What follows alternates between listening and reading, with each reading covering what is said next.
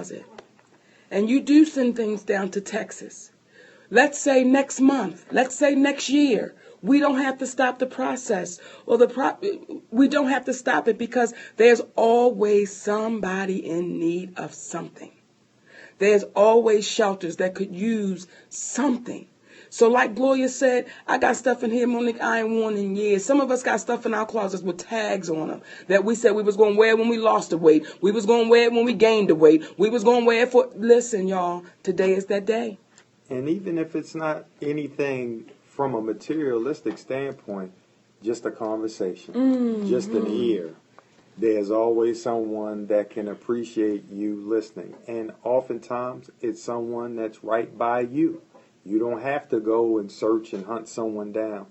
You have someone that feels uncomfortable having conversations with other individuals. Sometimes it may not be, especially us as men with women, because see, we want to solve the problem. We want to get it right. And what they want to do is talk about what the problem is and talk about it. And sometimes we just have to sit there and listen. If by some chance they say, what do you think? Then you share what you think. But if it's just they in that position where they just won't talk about it, I know. For those who can't see me through the sound, I'm pointing at my wife. Why? Why? Because sometimes you just got to listen to you, love. Yeah. Just got to listen to you both, baby. Just got to listen to you. You both. Who? You. And? Doreen. Oh, shit. Yeah, well, yeah. Yeah, listen, y'all, Gloria didn't put her name, cap letters, guilty. Okay, Gloria, bitch, you know I'm guilty of it. You know I am. However, my sweet people, don't wear out your welcome. I'm going to say that. You know what that means is, don't keep being a goddamn problem child. Don't always be the one that got to be getting to talking to, but when somebody can't come to you and say, well, I got a problem I need to talk about. Don't be that person. Be able to reciprocate. If you have that person that's willing to give you their ear, be willing to let them have your ear.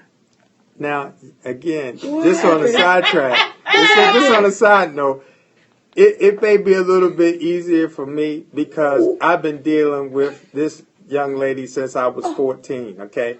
When we were kids and we were like, hey, let's go to McDonald's today. She's like, no, let's go to Popeyes. But we went to Popeyes the last 10 times. And that's what you want to do. But I like my spicy chicken. And all right, then. All the way to when you first doing stand-up comedy. And you staying in the motels. Yeah. Because we've been dream builders. We'll talk about that another time. Dream building. Yes. Where we said, because our good brother that called in early in reference to Gatsby's, when it was $25 a night, and we said one day it'll be $25,000. Yes. And beyond. Yes. And I remember having conversations where she told me all about her night on stage and everything. And then I say, you know what? That's wild, because you know what happened to me? You know what? See, I got to get ready to go. But listen, we going to connect, and then I'm going to talk to you. And I remember my mother saying to me one time, she said, were you on the phone talking to somebody? I said, yeah. She said, who? I said, Monique. She said, well, you sure weren't doing much talking. You sure were doing a lot of listening. So she helped me learn how to listen. So I appreciate you. And look at us two dummies right now on Monique and Sydney's Open Relationship, talking to these wonderful people. So I appreciate you, problem child. I know. Because it's allowed me to solve some problems and not complain about my own. So take your ass on. She listens now. I do. She does. And it's so much better. She's so much better. So much better. I'm okay. Right? I'm trying. But she wants to solve the problem real quick. Yeah. She wants to solve it quick now, because she can tell you about shit now. Okay, my babies. You know, and I'm going to tell y'all something, too. It's always wonderful to have real people around you. that's going to tell you the real shit. Because when it's not, shit can get different. And then you'll have people around you that won't tell you the real shit, but they talk about you as soon as you leave the room. So I'm grateful for that. Right. And what? Shay Baby said, that's that Sagittarian in us. LOL. Yeah, that's my Sky baby. It is. We don't mean no harm. Don't mean no harm. No harm. You want to take this call to the line? We're going to take it, baby. Hey, you're on with Monique and Sydney. Who's this and where you calling from? Hi, Auntie and Uncle. It's Israel. How are you? What's Hey, happening? baby, the show wouldn't have been the same if we ain't heard your voice. Talk to us, Mama. Well, well, you know where I found my happiness was with Peaches. Yes. I used to be like you, Auntie. I literally had a lot of mouths, and I didn't listen. My mother was the same way, and, you know, my father walked away for the same reason, because my mother did not listen. She was, you know, she was always told she was ugly, and she said, the one thing I have is my intelligence. And she was very proud of it, and she used it. And she instilled that in all of her children. All 8 of us grew up assuming that we're all ugly, but we're smart as hell, so use it. That's right. So it was to the point where when I finally got with Peaches, I didn't know how to be on the same level with someone else. I was always trying to find a way to be above them, or to be, you know, a little bit standoffish, because that was all I had. I didn't have looks, I didn't have the hair, I didn't have the body. You know, well, I had the body back then, but I didn't have it now. The point is, what I had was my mind. So I used that. But it pushed people away. And, you know, Peaches being a MICA specialist dealing with the mentally ill and chemically addicted simultaneously, she has the gift of listening. And she taught me how to listen because I didn't know how to listen. So she literally had to teach me how to do that. And I'm a better person for it now. 23 years later, I am now a better person for it because now I can listen when someone talks to me. Yes. You know? Yes. And I understand what it is to be quiet for a second and hear what they're really saying. My only issue is my happiness has come at a cost a lot of times because a lot of folks aren't happy when I'm happy. And it's, you know, I don't have a right to be happy as far as they're concerned, you know. That's their business. Oh, you were saying something. No, I said that's their business. True. But, you know, I was a very sensitive person, and everyone's business was my business. You know what I'm saying? Yes. I was that kid where if you were mad at me, well, why are you mad at me? And I would jump over hurdles, butt naked on the back of the zebra, butt naked through a ring of fire, blindfolded, just to make you happy. Yes.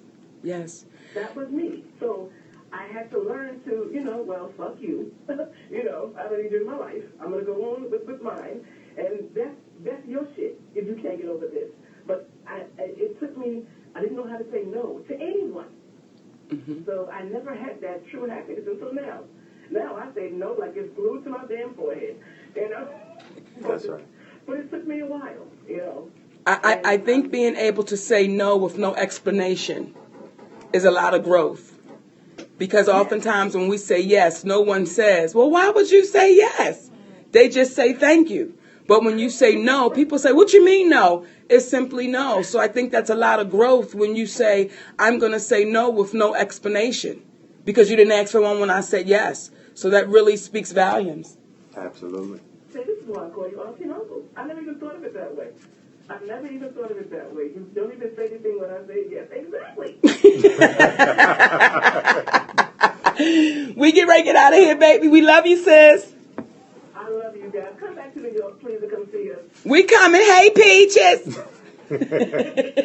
Take care now. All right, baby. Bye-bye. And we see y'all on the Periscope talking about this Libra and Sagittarius stuff.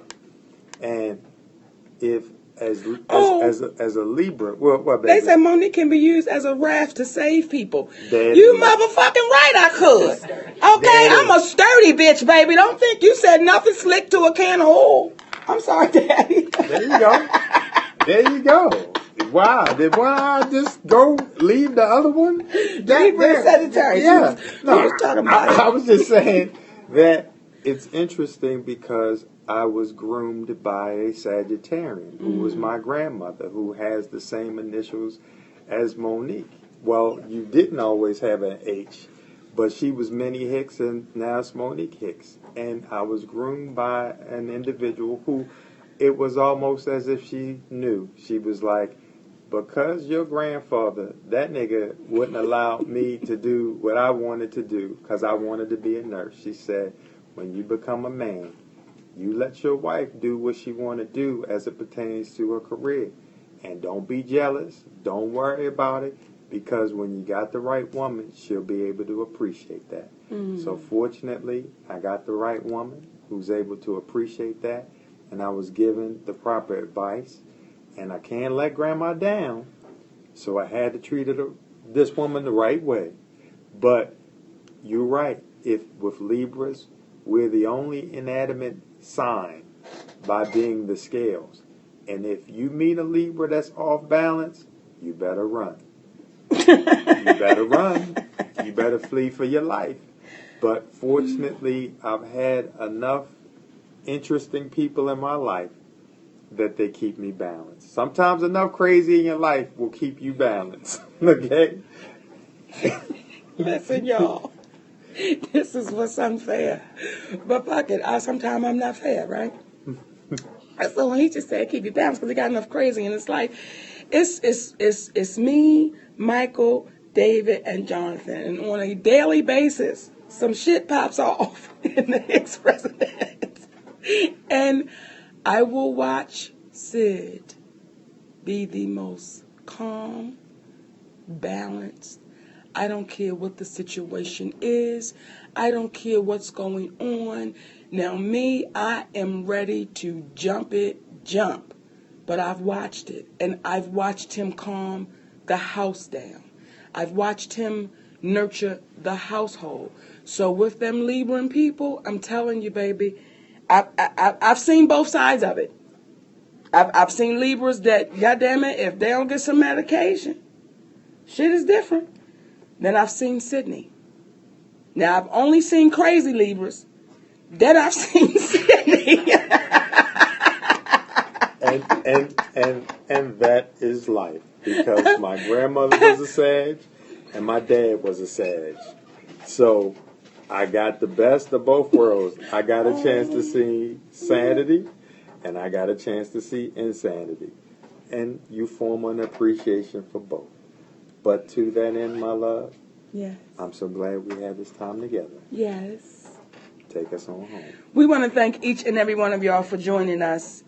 When you join us, because you could be doing something else. And we ask you to tell a friend, tell another friend, and then tell 10 more friends to go to play.it and click on Monique and Sydney's open relationship. Real love, real talk, real conversation.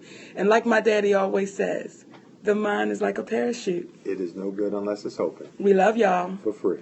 Mwah, mwah, mwah. Gloria, hey, my baby. Gloria, I want to be like you guys. We want to be like you, Glow. All right, my babies, y'all have a beautiful, hey, Mama. Hey, Larry. All right, babies. And this weekend in Memphis, Tennessee, we'll be at Chuckles Comedy Club, the Juke Joint. Friday, Saturday, and Sunday. That's a special show. All right, my babies. Love you.